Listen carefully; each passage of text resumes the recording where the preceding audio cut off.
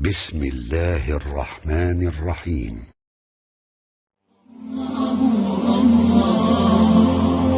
Bismillahirrahmanirrahim.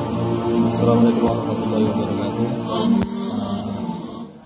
Para asatidzah sekalian dan para ikhwan khususnya di Boyolali, alhamdulillah kami sekarang ada di markas riwayah di tempat Al-Ustaz Fikrik Aulia. Insyaallah beliau akan memberikan sedikit nasihat tentang pentingnya bagi para penuntut ilmu untuk mengambil riwayah atau mengambil sanad. Baik, bersama kami sudah ada Ustaz Fikrik. Tafadhal Ustaz. Ya, bismillahirrahmanirrahim. Apa faedah dalam usaha kita menjaga sanad di zaman sekarang? Ini terdapat banyak keutamaan, terdapat banyak manfaat dan faedah dan barokah dari usaha mempertahankan sanad di zaman sekarang. Hal itu sudah maklum diketahui oleh para ulama, baik itu mutaqaddimin maupun mutaakhirin, sehingga mereka pun tetap mengerjakan. Misalnya kita lihat para ulama salaf sudah kita ketahui bersama bagaimana perhatian mereka terkait sanad. Para sahabat, para tabi'in, para tabi'in sampai kepada para penulis kitab.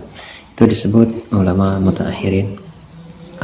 Itu disebut ulama mutaqaddimin, dan perhatian mereka sudah kita ketahui bersama. Nah, kemudian setelah itu ternyata para ulama mutaakhirin tidak mencukupkan sudah sampai mutaqaddimin saja, tidak, ternyata mereka tetap mengerjakan atau mencontoh apa yang dilakukan oleh ulama mutaqaddimin tersebut.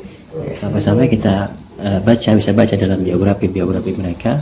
Misalkan dalam biografinya Syekhul Islam Ibnu Taimiyah menghabiskan masa mudanya untuk mencari sanad, untuk membaca kepada syekhnya, untuk mencari ijazah dari para masyayikh musnidin di zamannya. Begitu juga Al-Hafidz Az-Zahabi, kemudian sampai disebutkan gurunya mencapai 1000 orang lebih.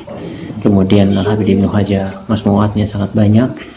Di dalam mu'jamnya disebutkan hampir 2000 kitab yang dia baca, yang dia ambil sanadnya kepada para masyayikh dan seterusnya.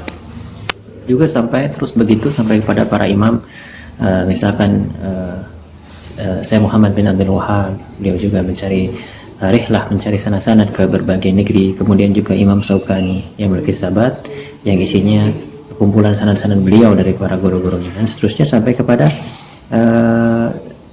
para masyayikh mutaakhirin seperti Syekh bin Baz, kemudian Syekh Muhammad Ibrahim Al-Syekh, walaupun dalam keadaan kurang penglihatannya, mereka tetap berusaha mencari sanad, misalkan dengan cara berkirim surat kepada Syekh Mubarakfuri dan seterusnya. Itu bisa kita baca dalam biografi mereka.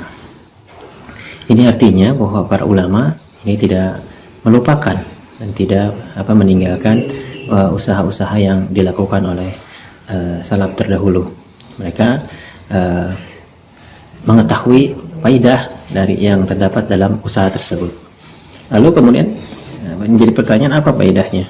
Apa faidah dari mencari sanad ini di zaman sekarang? Ya, banyak sekali faidahnya. Saya telah mengumpulkan sekitar 40 lebih faidah tersebut, tapi kita ringkas. Yang pertama, itu membiasakan diri ittiba kepada salafus saleh. Kalau antum seorang salafi yang mengikuti ulama-ulama salaf, maka para ulama salaf mencontohkan bagaimana cara mereka menuntut ilmu, dan kita mengikuti metode mereka ketika menuntut ilmu tersebut, yaitu dengan cara mendengarkan hadis, mencari sanad-sanad hadis, rihlah kepada para ulama dan mendapatkan sanad dari mereka. Itu diantara kebiasaan ulama salaf. Kemudian ini melanjutkan. Kemudian faedah yang selanjutnya adalah melanjutkan sunnah salafus saleh dan mempertahankan ciri khas kaum muslimin. Sebab kata Syekhul Islam Ibnu Taimiyah, sanad ini adalah ciri khas yang membedakan kita dengan umat sebelumnya. Dan ini merupakan ciri khas Islam. Kemudian terus lagi adalah ciri khas ahli sunnah. Bahkan sebagian ulama seperti Ali Qari menyebutkan bahwa ini adalah fardu kifayah, sebagai upaya kita untuk membedakan diri dengan orang-orang jindik dan ilhad. Kemudian juga ini merupakan kehormatan bagi Nabi Muhammad SAW sampai hari kiamat, sebagaimana disebutkan oleh Imam Baihaqi. Jadi kita memiliki kewajiban tersebut, mempertahankan ciri khas kaum muslimin dengan sanad yang tersambung, memiliki sanad tersambung. Itu dilakukan sampai akhir zaman.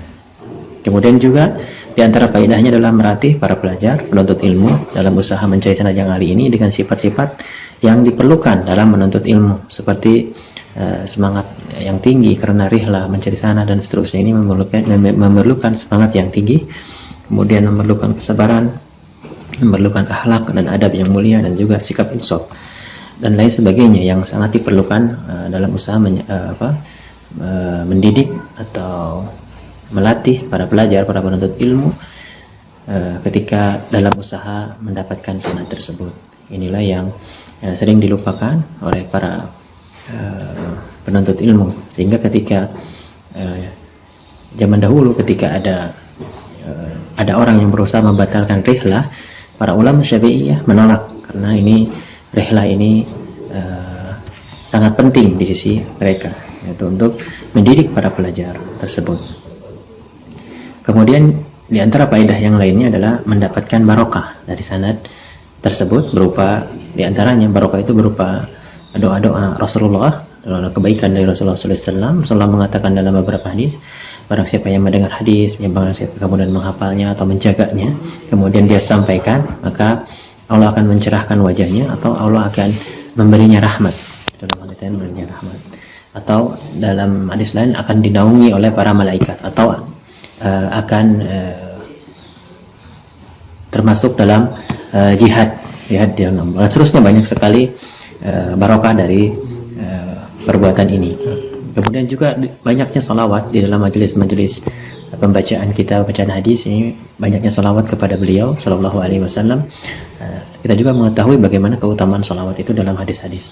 Kemudian juga di dalam usaha pengambilan sanad ini terdapat doa-doa dan nasihat dari para ulama, mendapatkan faedah dari mereka, dan juga kita berjumpa dengan orang-orang soleh, melihat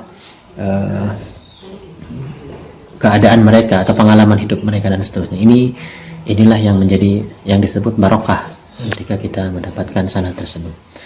Dan juga banyak faedah-faedah lainnya, insyaallah, tapi itu sudah cukup.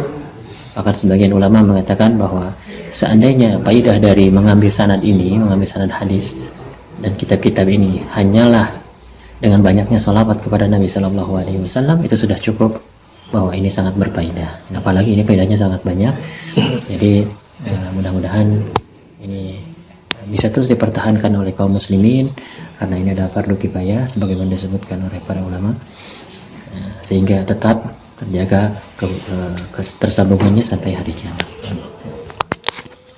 Jazakallah khairan Ustaz.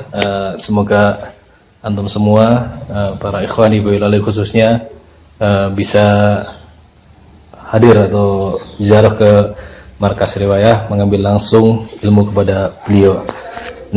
Jazakallah khairan Ustaz. Barakallahu fikum. Assalamualaikum warahmatullahi wabarakatuh.